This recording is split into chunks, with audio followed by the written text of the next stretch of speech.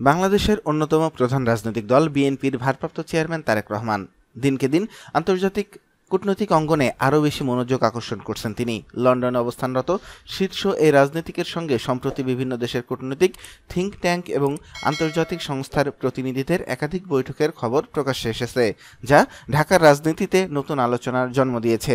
বিএনপির নীতি নির্ধারক ও পর্যবেক্ষকদের মতে তারেক রহমান এখন আগের চেয়ে অনেক বেশি পরিণত। তিনি নিজেকে নতুনভাবে উপস্থাপন করছেন। তার বক্তব্য এখন অনেক পরিমিত, রাজনৈতিক দায়িত্ববোধ সম্পন্ন। কূটনৈতিক যোগাযোগের ক্ষেত্রেও তিনি মুনাশিয়ার পরিচয় দিচ্ছেন। সোশ্যাল মিডিয়ায় তার সক্রিয়তা বাড়ছে, সেখানে রাজনৈতিক বার্তার পাশাপাশি জনগণের আশা আকাঙ্ক্ষার প্রতিফলন ঘটছে। তারেক রহমান যেহেতু বিএনপিকে নেতৃত্ব দিচ্ছেন, তাই তার অবস্থান অনিবার্যভাবেই আলোচনায় আসবে, এটি স্বাভাবিক। সুপ্রিয় দর্শক মণ্ডলী, প্রতি ঘন্টার আপডেট নিউজ পেতে আমাদের চ্যানেলটি এখনই সাবস্ক্রাইব করুন এবং আমাদের সহযোগিতা করুন। ধন্যবাদ।